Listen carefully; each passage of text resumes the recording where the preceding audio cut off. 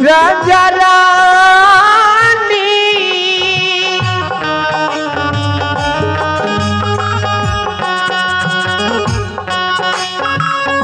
रही जाए मेरा छामीता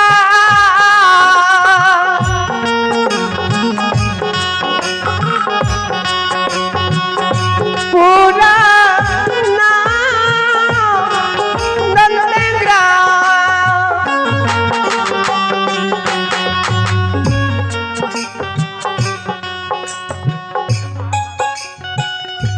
आइए भगवान के दरबार में आप भी जमाहर बाबू ग्राम बिशनपुर जिनके ओर से भगवान के दरबार में शानदार इक्कत मुस्कुराए हैं। मैं जमाहर बाबू के लिए मां सिद्ध कामना करता हूं। बाबू भोले भंडारी भंडार रखे। जय हो दानी महाराज की जय हो, जय हो उनकी समस्त दरबार की जय हो।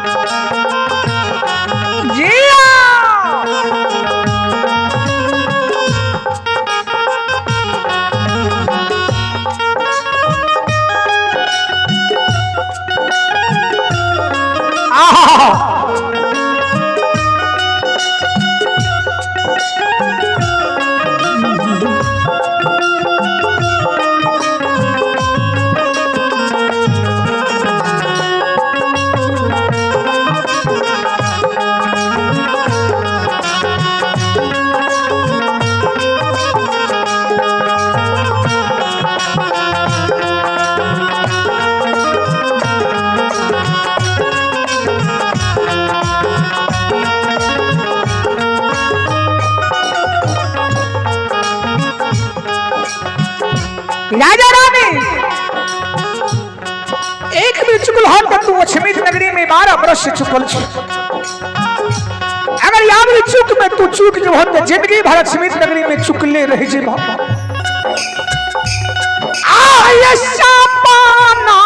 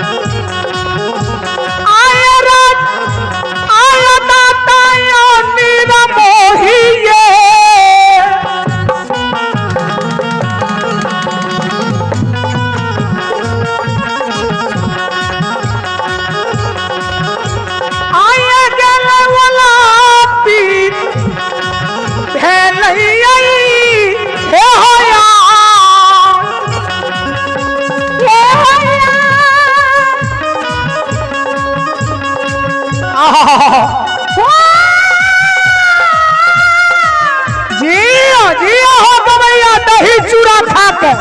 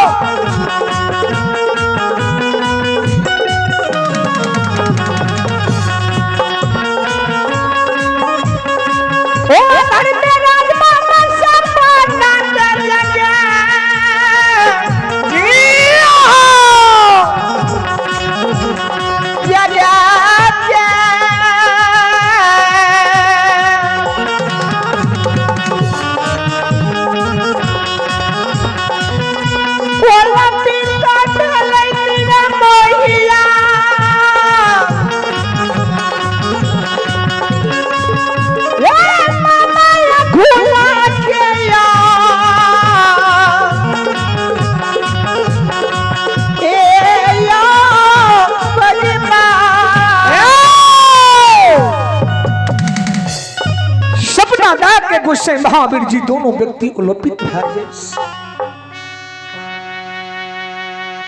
जय नाम सुबह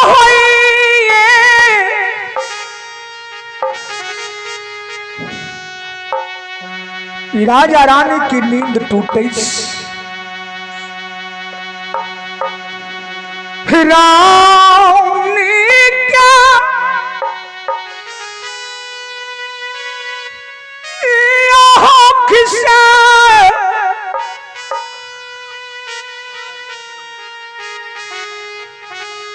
सुधारा लोर जय बाबूजी ये हो रानी का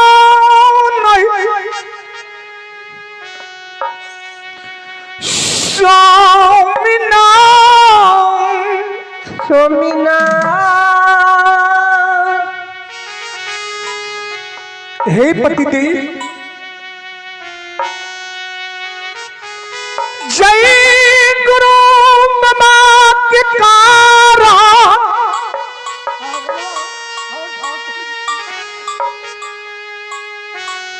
जय गुरुदेव के कारण स्वामीनाथ 12 वर्ष ये हो दोनों प्राणी अचरा खूट बहन करी है।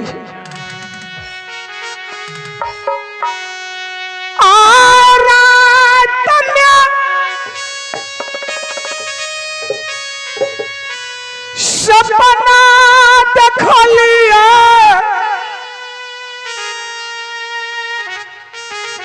जे वहाँ गुरु बाबा अपना दरवाजा पर आए रहल। अपना दुआरिया भैया जय हो। स्वामी स्वामी ना हो भगवान। गुरुदेव के स्वामीनाथ सही में आबै छै, बिना निमंत्रण, बिना दौल, बिना हकार। जय हो जय हो। सपना में यो देखलिए कि गुरु बाबा क्या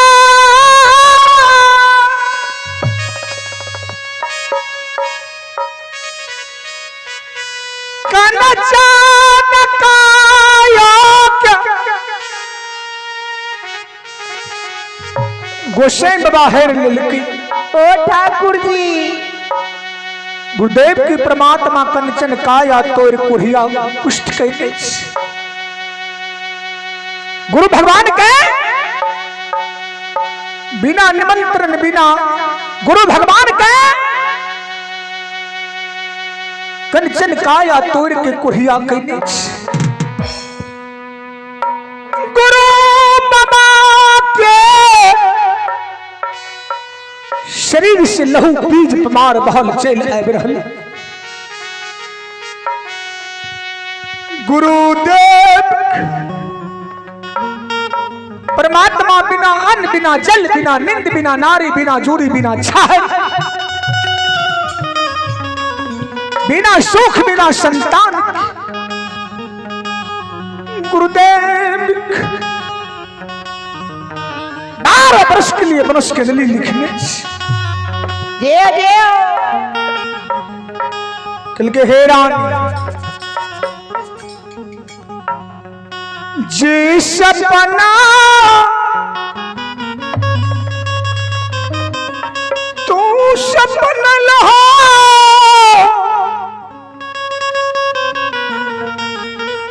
हिरानी वह सपन हम सपन श्रोत सजन भी जय जय। बाबू हिया हमारी मां बहुत दोनों प्राणी गुरु बाबा के आशा में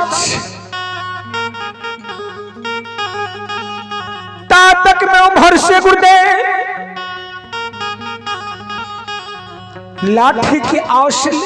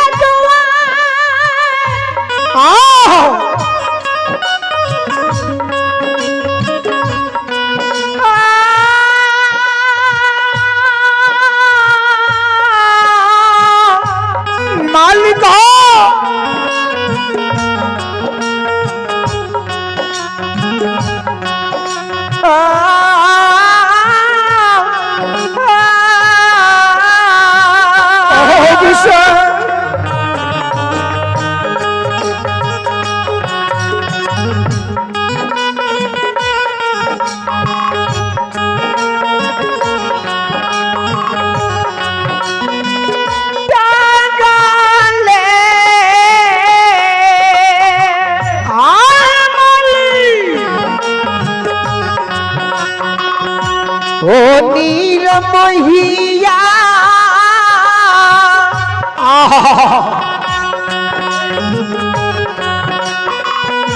जागले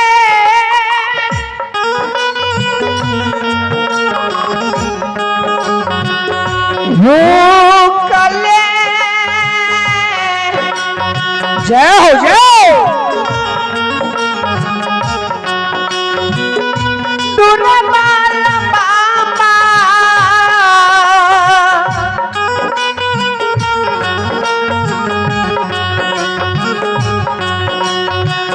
जपीका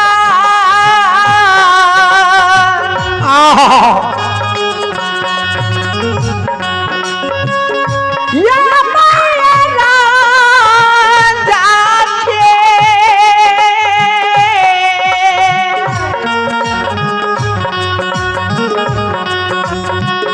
ये यो दू दुआ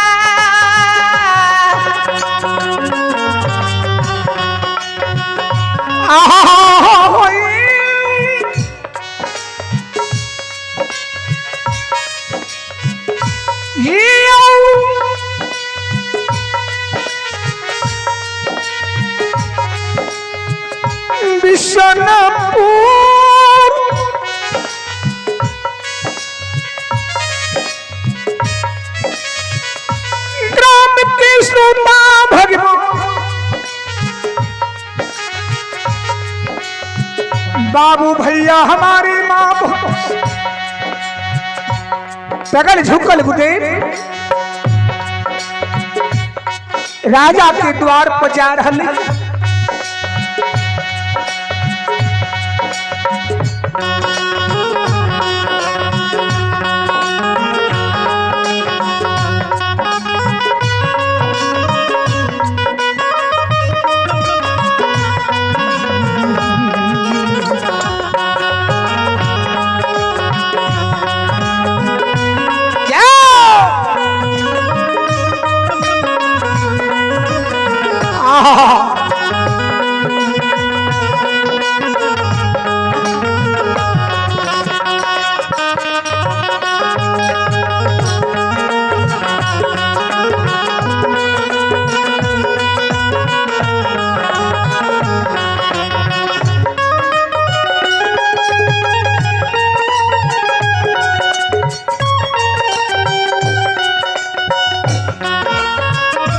सगल झुकल गुरु ज्योति महाराजा के द्वार के समीप पहुंचे।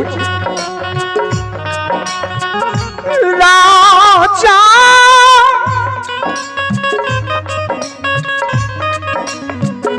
चंद्रबली रानी चंद्रावती दोनों प्राण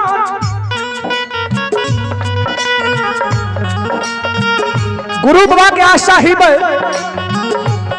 कि सपना साच है छे कि झूठ है। जहिना राजा रानी की नजर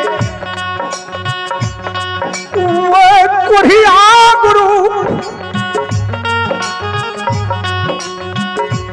पर जा आया भारी ये हो माचा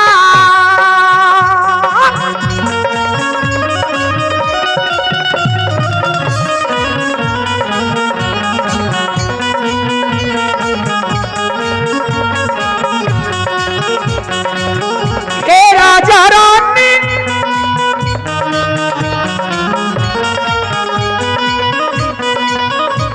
ओहो भारी ये हो